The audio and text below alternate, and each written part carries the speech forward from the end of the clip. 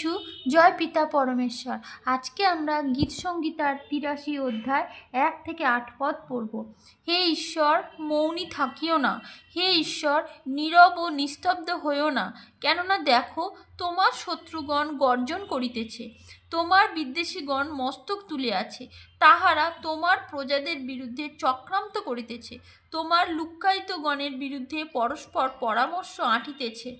তাহারা বলিয়াছে, এসো আমরা উহাদিগকে উচ্ছিন্ন করি, আর জাতি থাকিতে না দিই, যেন ইসরায়েলের নাম আর স্মরণে না থাকে।